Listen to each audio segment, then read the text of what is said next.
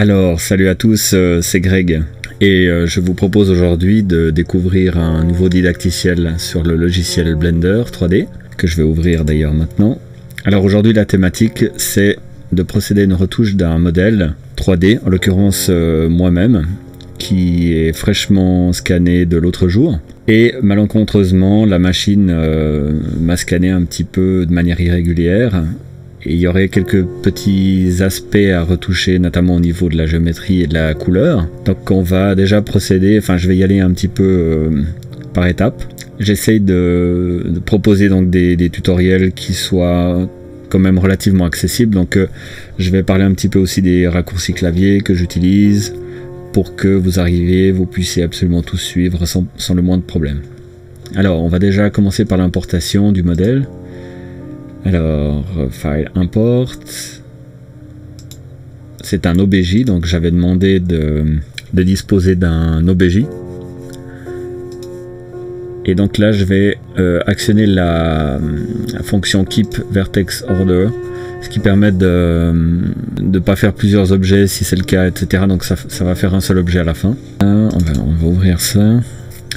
Ok, alors on va déjà essayer d'observer si on a une texture. Alors voilà, on a la texture, ça c'est bon. Donc je vais vous montrer à quoi ressemble cette texture, hein. C'est pas ultra optimisé. Disons que c'est pas tout à fait le genre de choses qu'on a l'habitude de s'attendre quand on fait de la 3D, hein. D'habitude on a des pliages qui sont des dépliages UV qui sont assez bien organisés, qui regroupent vraiment des grosses parties de l'objet. Là on voit que mon visage est décomposé en plein de petits morceaux, etc. Donc c'est après d'autant plus dur d'apporter des retouches. Mais c'est pas grave, pour l'instant on va déjà s'attaquer à la géométrie. Alors ok, bon bah là on voit que je suis dans une position un peu couchée. Alors pour faciliter un petit peu le travail, je vais me repositionner. Donc je vais faire une rotation dans l'axe X avec les touches R plus X. 90 degrés, donc là je vois que je vais à l'envers et je rajoute la touche moins et ça me met à l'endroit. Après ben je vais me mettre un petit peu au niveau du sol, donc j'ai pour grab.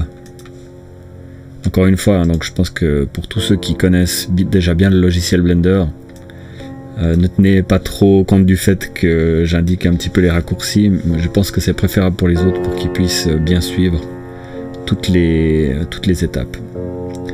Donc là je vais faire une rotation afin de bien me mettre dans les plans. Donc si je me mets de face, alors là théoriquement je suis censé être de face, alors je vais faire une rotation dans l'axe des Z, donc R plus Z,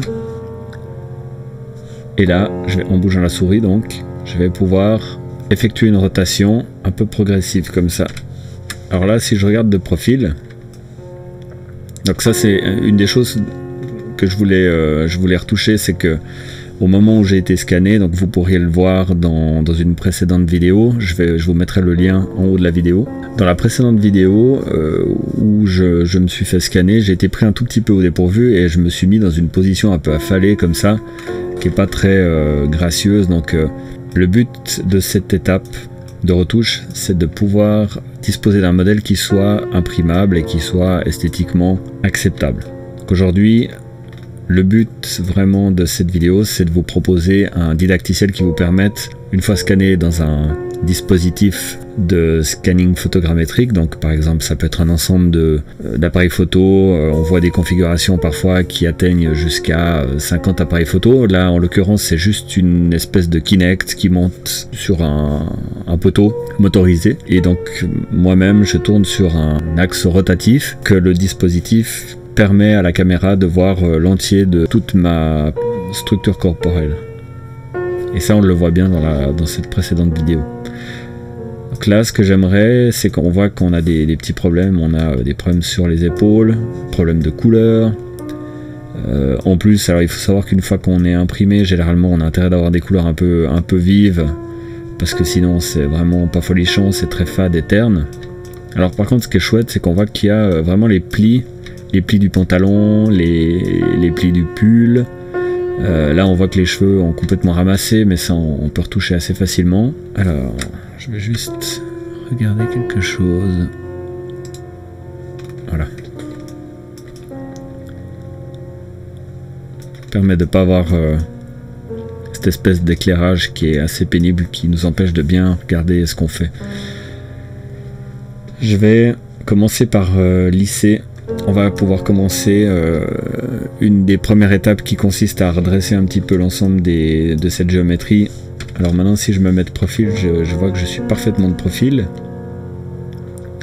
Ça va être plus facile avec les outils de Sculpt de redonner un petit peu une forme à tout ça. Je vais faire une sauvegarde. Je vais peut-être faire des incréments, ce qui me donnera un petit peu plus de souplesse par la suite si je fais des bêtises pour reprendre. Donc première étape, comme je le disais, je vais déjà me faire un peu de place. Voilà. Alors si on va dans les outils de sculpting de Blender, ici on va changer de mode, on va aller dans le mode Sculpt, on va choisir le mode Grab, agrandir un petit peu, mais là je fais n'importe quoi, c'est celui-là, voilà, pour pouvoir un petit peu changer la posture. Donc là c'est un outil qui permet de tirer avec une zone d'influence et d'avoir un contrôle sur une zone assez spécifique, et en plus ça marche avec le zoom. Donc là j'aurai une grosse zone et là j'aurai une petite zone sans avoir besoin de changer la taille de mon outil, donc ça c'est hyper pratique. Ok, alors déjà je vais m'autoriser de me retirer ce petit ventre.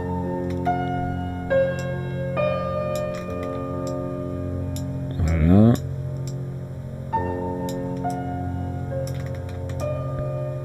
Alors on voit que je suis aussi complètement de biais, hein.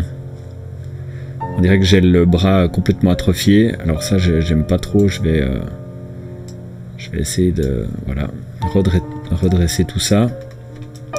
J'ai une posture un peu tombante comme ça sur la gauche. Donc voilà. Je vais essayer de pas trop me faire gagner de centimètres, hein, ça ce serait préférable. Donc là on voit que la posture est un petit peu plus droite. Un petit peu moins atrophiée ici. Voilà, donc après suivant la zone d'influence il suffit simplement de zoomer légèrement pour pouvoir voilà, c'est un peu le même genre de retouche que sur Photoshop finalement, hein.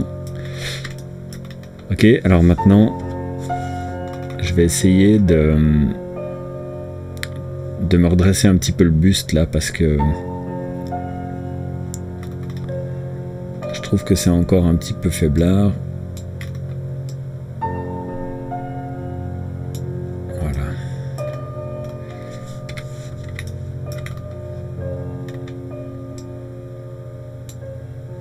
Ah oui, alors avant de continuer, il faut pas oublier ici dans symétrie de désactiver l'outil de symétrie, parce qu'alors on va avoir des choses qui vont apparaître du moment que je gonfle ici, ça va me gonfler l'arrière, etc. Donc là, normalement, j'aurai vraiment une influence ciblée que d'un côté. Alors, je vais revenir en arrière parce que j'ai trop déformé. Je vais peut-être juste, voilà, tac. J'ai vu que quand j'ai monté un petit peu le buste, ça m'a tiré un petit peu le visage.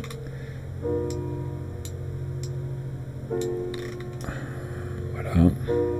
Alors là, on voit que j'ai fait la modification d'un côté, donc je vais me mettre de l'autre côté. Pour ça, c'est CTRL, donc 3, ça me permet de me voir de profil sur le pavé numérique. Et CTRL 3, ça va me permettre de voir de l'autre côté. Donc là, je vais monter un petit peu l'autre pectoral. Voilà. Alors évidemment, maintenant j'ai un trou ici, donc je vais essayer de le tirer un peu.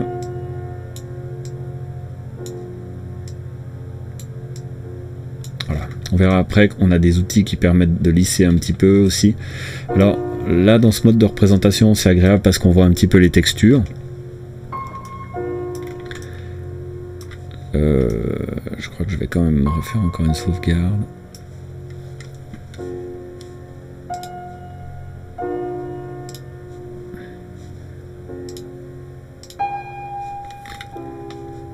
Ah oui, au moment des sauvegardes, pour ceux qui ne le savent pas, ici il y a un petit plus, ça permet d'incrémenter de 1, ce qui évite de cliquer ici puis de rajouter un numéro, un incrément, voilà. Ça gagne du temps. Okay, ici c'est très mince. Donc là, Je vais me redonner un petit peu du corps, ça va solidifier aussi la figurine. Hein.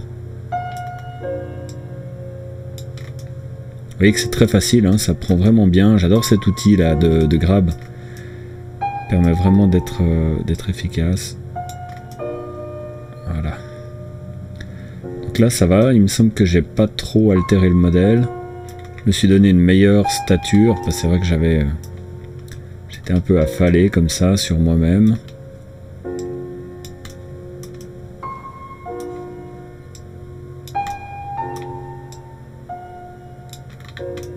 Voilà.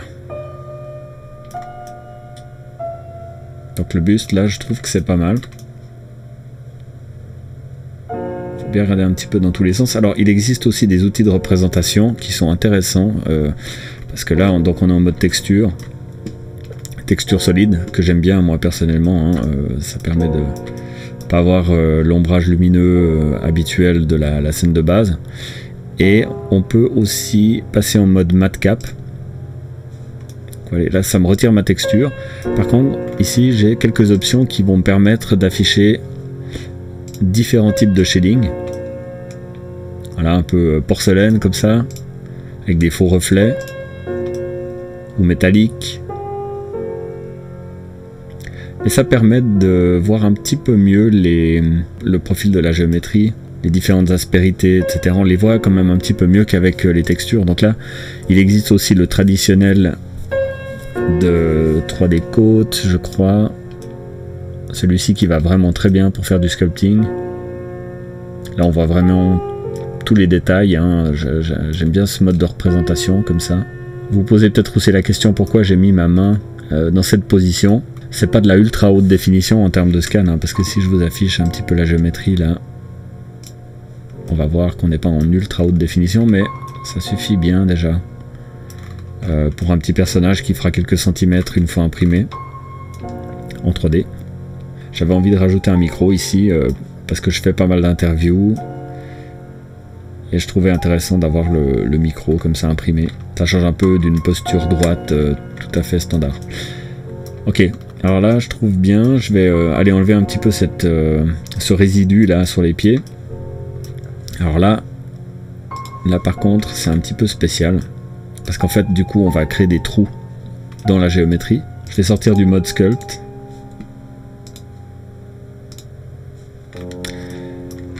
Et je passe en mode edit avec la touche tab. Donc là évidemment tout ça c'est très facile tant qu'on ne touche pas au modèle. Alors je vais enclencher la touche contrôle et le bouton de sélection de la souris, le bouton de gauche. Ça va me permettre de faire un lasso, aussi un peu comme dans Photoshop. Donc là passez bien en mode Z transparent hein, avec la touche Z, ce qui permet de passer vraiment à travers, d'être sûr de tout sélectionner, pas qu'il reste des trucs. Ici le problème n'intervient pas tellement, mais par contre ici comme il y a une épaisseur, vous pourriez ne sélectionner que la partie de dessus et après c'est embêtant, il faut recommencer une fois que tous les vertex sont effacés. Alors delete. Voilà, vertices. Donc là, ça peut aller assez vite. Vertices. Et puis alors là, on va... il y en a encore un petit ici. Touche X hein, pour déliter les points. Alors on va déjà faire une première sélection comme ça, je dirais.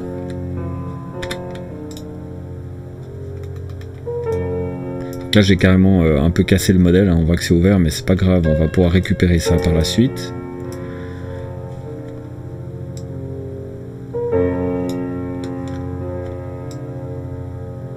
Voilà, je vais aller nettoyer un petit peu ça. Je pense qu'avec l'habitude on peut aller quand même nettement plus vite.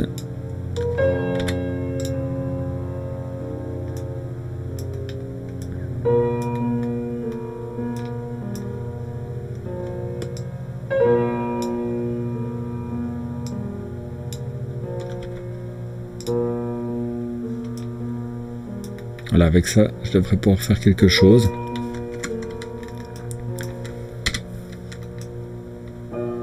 Ok. Alors là, ce que j'aimerais, c'est ramener un petit peu la surface vers l'intérieur. Alors quand je repasse en mode édition, ici je peux activer l'influence. Et là normalement quand je vais déplacer une grande zone. Alors pour ça je vais donc avec la touche G grab ou alors simplement avec le gizmo vertical en Z, je vais activer que je commence à monter. Et puis au moment même où je pèse, avec le bouton central de la souris, je vais diminuer la zone d'influence.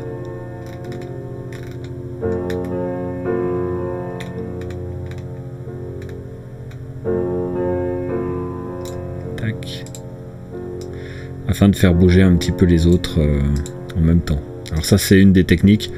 Ce qu'on peut faire aussi c'est réparer directement le trou puis passer en mode sculpt. Ok, mais ça a permis de montrer aussi la fonction de sélection progressive qui permet de déplacer plusieurs vertex avec une zone d'influence, etc. Donc pendant qu'on y est, ici on peut changer le type d'influence, linéaire ou randomisé. Ça c'est vraiment intéressant pour pouvoir faire des sols un peu irréguliers, etc. Alors maintenant l'idée c'est de fermer ça un peu comme un cochon parce qu'on veut pas perdre de temps. En tout cas j'ai moi personnellement pas envie de perdre du temps. Alors je vais sélectionner des loops, un maximum de loops possible. Donc pour ça il faut sélectionner un des edges et en tenant le bouton Alt sélectionné, on va pouvoir faire un loop et avec la touche F on va pouvoir fermer. Voilà. Comme je disais c'est vraiment pas très beau. Ensuite là je me refais encore un autre loop et je le ferme. Donc là c'est vraiment très moche, on voit en plus qu'on a pris n'importe comment la texture. Alors l'idée maintenant, je vais faire encore une étape. L'idée maintenant c'est de passer en mode sculpt.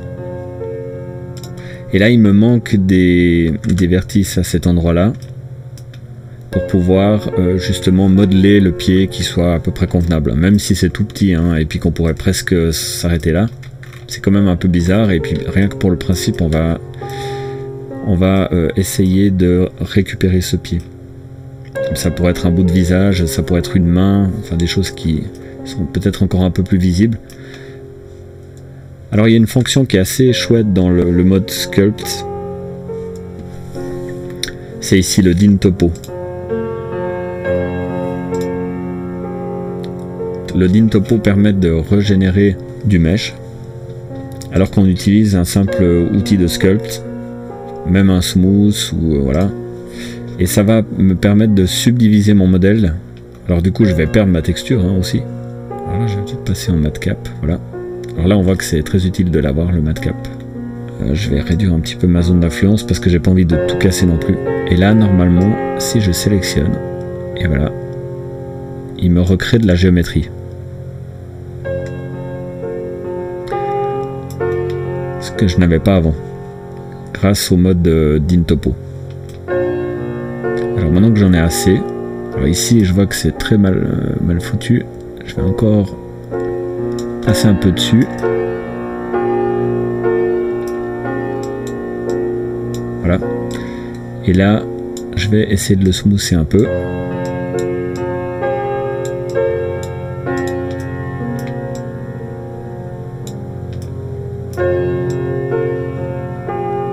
Et on voit qu'on arrive à procéder à une réparation.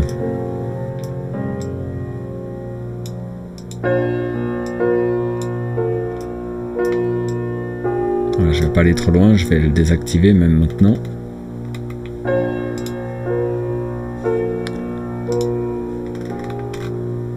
Donc là j'ai réparé ma chaussure, j'ai recréé de la géométrie. Je vais pouvoir continuer de smoother un peu. Et on voit qu'on a par contre on a perdu la texture.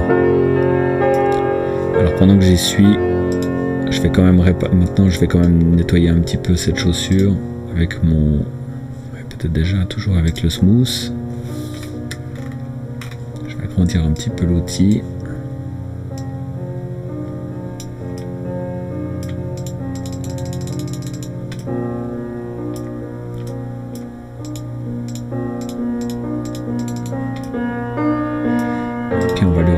petit peu une forme.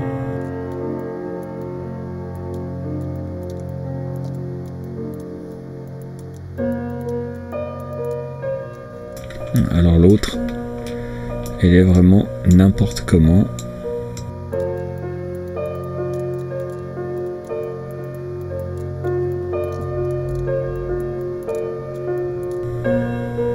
J'essaie de reprendre un petit peu de la matière là.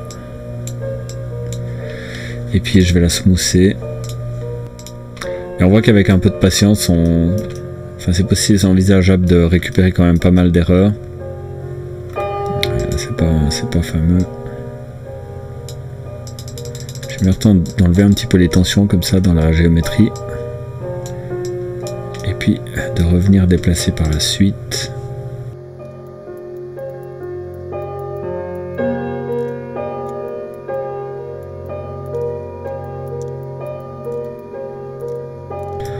Ça c'est les lacets, hein. Visiblement on va les laisser. Alors maintenant comment récupérer ce morceau de texture qui n'est pas déplié, hein, donc qui n'a pas de coordonnées. Et donc là l'idée c'est d'aller informer Blender que on voudrait retrouver cette partie là quelque part sur ma map de texture. Alors je vais splitter. Donc là je vais passer en mode texture. Et si je passe mon modèle en mode edit et que avec la touche A en appuyant 2 fois je sélectionne tout mon maillage, et ben à ce moment là on voit un petit peu la répartition du maillage. Alors ces nouvelles parties de géométrie qui n'ont pas d'attribution pour l'instant, eh bien on va simplement les sélectionner, donc il faut bien regarder où elles sont. Je vais repasser en mode plein écran. Alors mode plein écran c'est Shift barre d'espace, ça permet de revenir en mode maximisé sans enlever les fenêtres, donc voilà, si je repèse on voit bien ce que ça fait. Alors maintenant je vais sélectionner un peu ce territoire avec la touche. Alors déjà je vais passer en mode face et la touche C me donne une espèce de zone de sélection ronde qui va me servir à sélectionner un peu en peignant comme ça. Alors là malheureusement je n'arrive pas à tourner autour du modèle sans sortir du mode de sélection. Alors c'est pas grave si je déborde un petit peu, mais ce que je voulais c'était pas trop exagéré.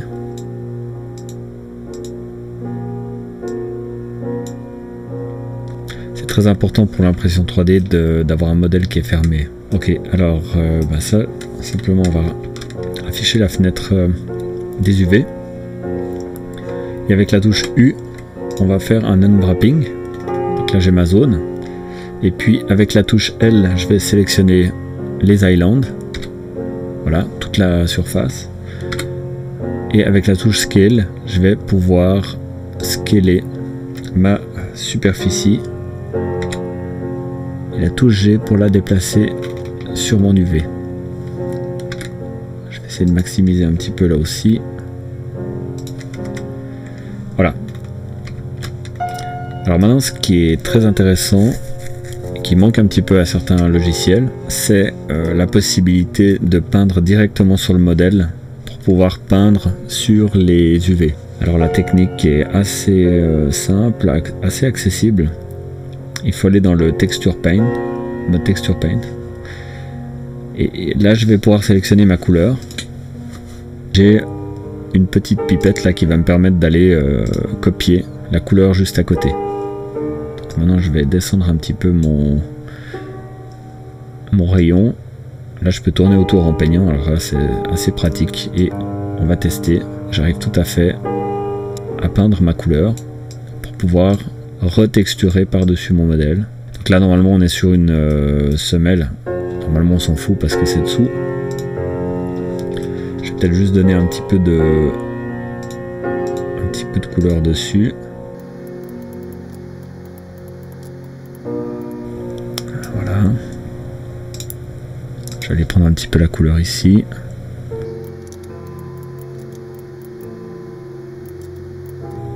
Et alors on peut être assez fin hein, si on veut vraiment aller peindre. Ce que j'aimerais, c'est baisser un petit peu la force. Voilà, pour pouvoir mélanger un petit peu plus.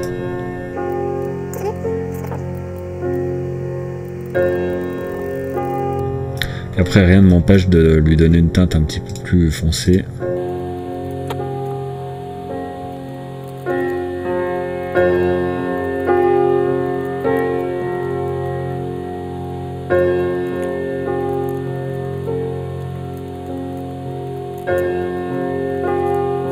Alors une des très bonnes techniques pour retoucher un pull comme ça, alors normalement le pull est un peu gris, hein. Il est gris sur moi au moment du scan, mais j'aime bien le bleu, donc je crois que je vais rester un petit peu dans cette idée. On va utiliser donc une des particularités du Texture Paint Tool, c'est le clone.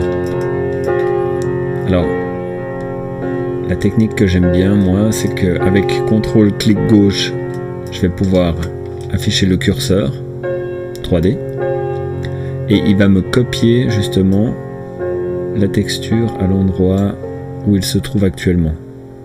Alors si je veux rajouter un peu la teinte qui est là, à cet endroit, il me suffit de faire CTRL clic gauche et je vais pouvoir transférer ma texture à l'endroit où j'ai le défaut. Vraiment puissant cet outil.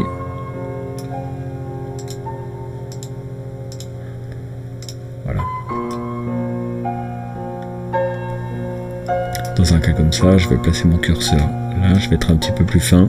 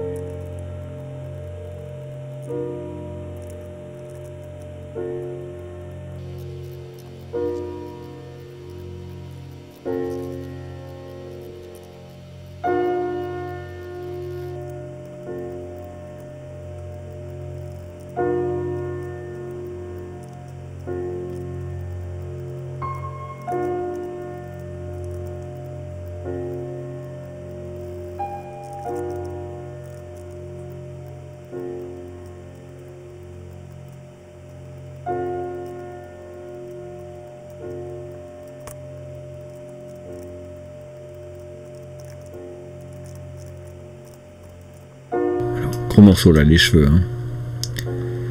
Ce que je pensais faire, c'est un petit peu relâcher les tensions dans les structures. Avec le smooth. Voilà. Ça va me permettre d'enlever ces bosses bizarres. Alors, je dis pas que il n'y a pas de boss dans mes cheveux, mais là il y en avait un petit peu beaucoup. Voilà, je réduis un petit peu les tensions dans les maillages comme ça. Ok, ici aussi. Voilà, je crois qu'on a des bons résultats. Alors il va y avoir du travail au niveau peinture là par contre. Alors je vais essayer maintenant Je vais déformer un petit peu ça.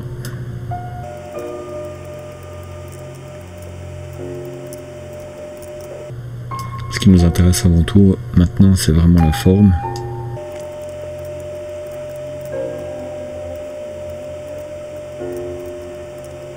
Maintenant, on va commencer à remettre les bonnes textures.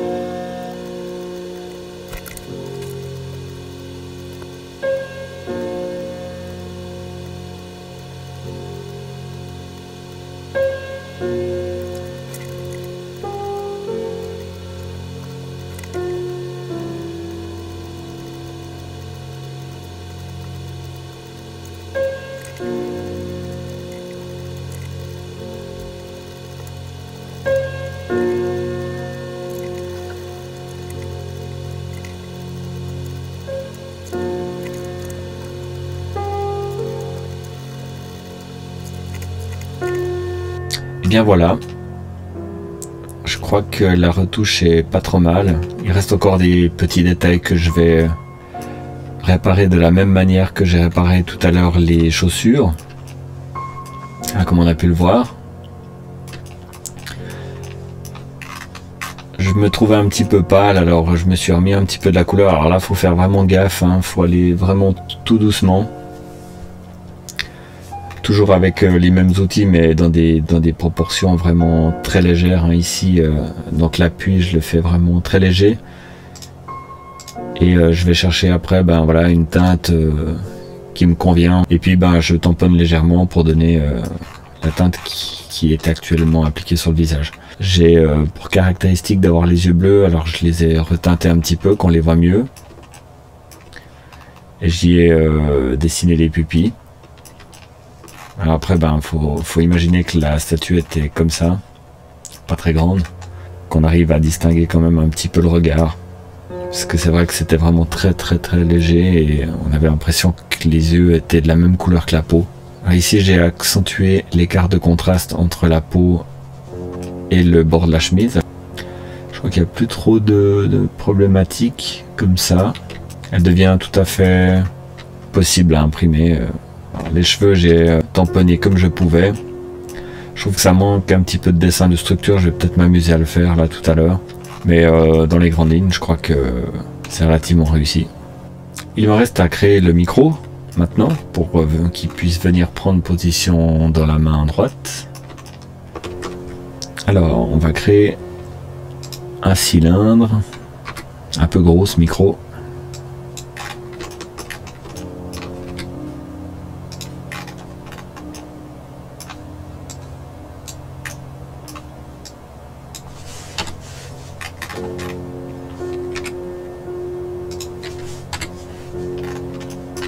Alors il s'agit du Rode NT3 que j'utilise assez régulièrement pour mes interviews.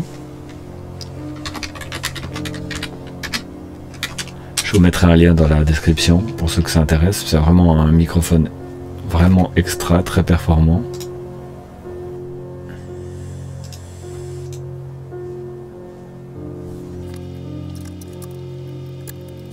On n'a pas besoin d'être vraiment très précis, hein. L'idée c'est que ça ressemble un petit peu. De toute façon, pour une impression, je vais essayer de le faire peut-être un petit peu plus gros pour garantir qu'il soit pas trop fragile. Les capacités d'impression, c'est toujours un petit peu limite. Alors là, je vais subdiviser mon cylindre.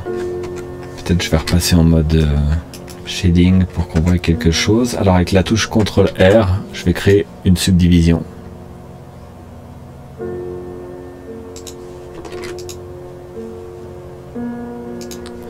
Parce que l'arrière du micro est un petit peu conique.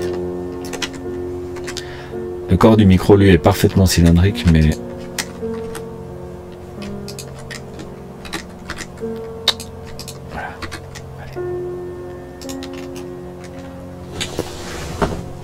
Ouais, je crois que c'est beaucoup plus grand que ça. Voilà.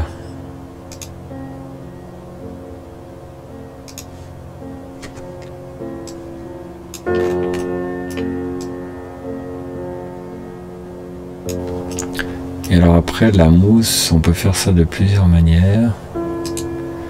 Alors moi, ce que je voulais...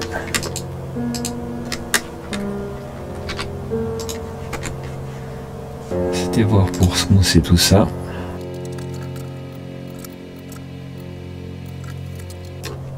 Alors, si vous avez besoin de pouvoir venir plus près des objets, ça arrive que on ait une limitation comme celle qu'on peut voir ici. Alors ça se règle très simplement dans les options de clipping. Donc mon clipping max, déjà, il me sert à rien d'avoir une unité pareille de 1000. Et là, je vais le réduire afin de pouvoir me rapprocher. Voilà, c'est réglé. Alors là, je vais encore subdiviser. Parce que c'est pas très cylindrique à l'aspect, sinon... Voilà.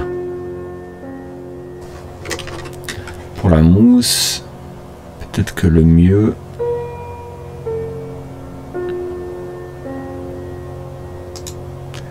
Le mieux, c'est peut-être une UV sphère.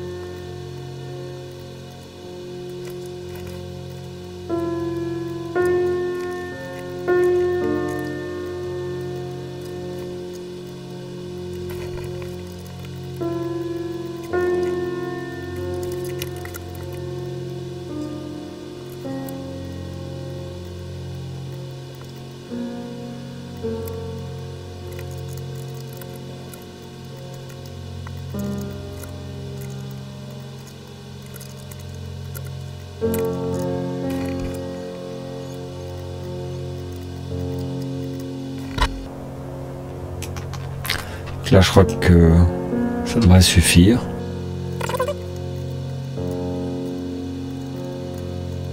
Voilà, pour mieux s'adapter à la morphologie de la main. Je pourrais peut-être faire un semblant de départ de câble ici. Alors, on va faire un truc. Avec Shift D, je vais dupliquer ça. Du coup, là, je vais le déplacer dans l'axe. Avec la touche P, je vais séparer ma sélection de l'objet du corps du micro. Du coup, je vais pouvoir redémarrer de ça pour faire une autre pièce.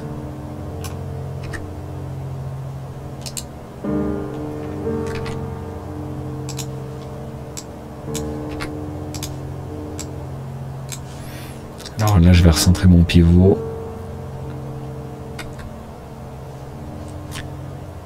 Origine, tout, géométrie, voilà.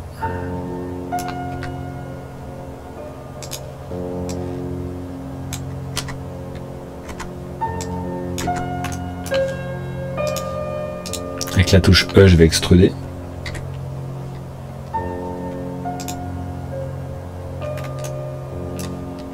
C'est comme si on avait branché un câble XLR à l'intérieur.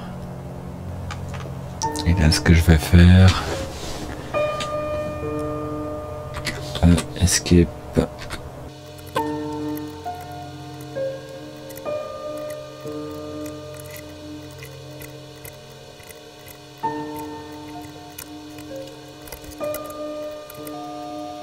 Je vais créer ici un deuxième slot de matériaux avec un nouveau matériel et je vais le rendre noir.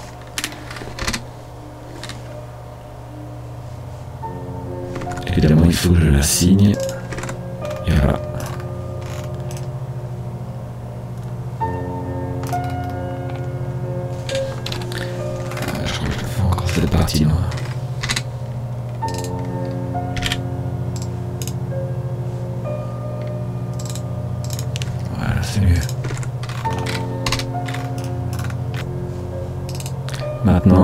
reste plus qu'à joindre tous les objets avec CTRL-J, ce qui fait qu'on n'a plus qu'un seul objet actuellement. Je peux le monter un peu. Alors je vais effectuer un petit rendu pour voir un petit peu l'aspect que ça a. Donc je vais changer les proportions de mon cadre de rendu. Alors cette lampe, on va la transformer en lumière. Area, light.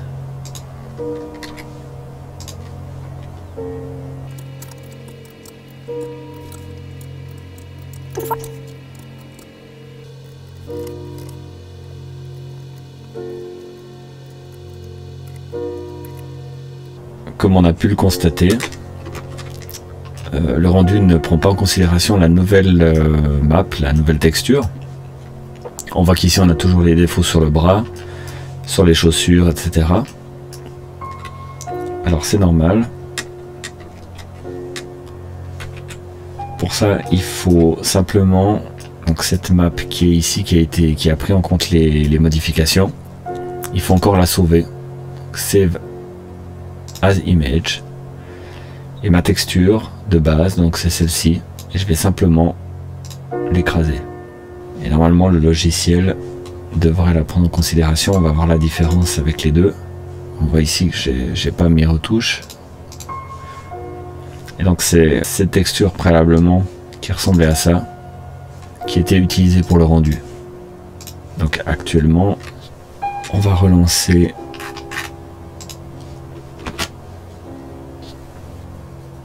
une dernière fois. Et logiquement les modifs devraient être pris en compte. Le pull est correct. Les chaussures, c'est les bonnes versions aussi. Voilà, donc je crois qu'on peut dire qu'on a un modèle qui est envisageable à imprimer et qui devrait donner normalement des très bons résultats. On verra ça une prochaine fois. Dès que le modèle sera arrivé, je le déballerai pour vous le montrer.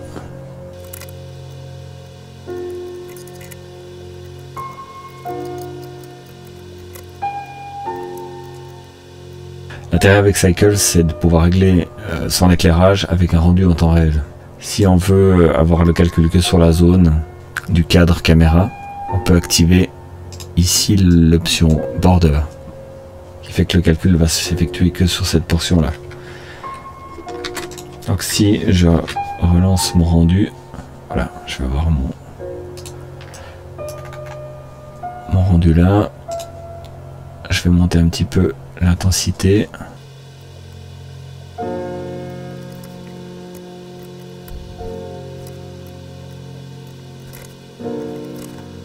Ma lampe principale, je vais peut-être l'agrandir un peu encore. C'est très intéressant de voir le rendu directement en live. Du coup, c'était intéressant de profiter pour voir un petit peu les aspects de l'éclairage de personnage. Un peu portrait comme ça pour le rendu. Dans un cas comme celui-ci, donc on utilise une grande softbox qui va venir à peu près entre 45 et 90 degrés par rapport au point de vue d'attaque de la caméra.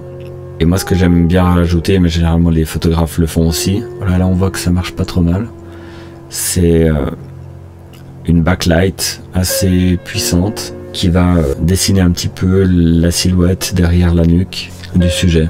La grande area, généralement je lui donne une couleur un petit peu chaude, mais je le teinte très légèrement pour donner justement à la peau un aspect plus bronzé quoi. Et celle qui vient détourer l'arrière, je vais la refroidir un maximum pour avoir un contraste entre la lumière de derrière et la lumière de devant. Alors voilà, nous arrivons à terme de ce tutoriel consacré à Blender et à l'amélioration d'un modèle qui a été préalablement numérisé en 3D de moi-même. Si vous avez des suggestions, des commentaires par rapport au travail que j'ai effectué sur ce modèle, des conseils pour ceux qui nous regardent, je vous suggère de les mettre dans les commentaires afin de pouvoir échanger avec la communauté. Je vous suggère de la partager avec vos amis ou toute personne qui serait susceptible d'être intéressée par cette thématique. Je vous donne rendez-vous dans une prochaine vidéo tout bientôt.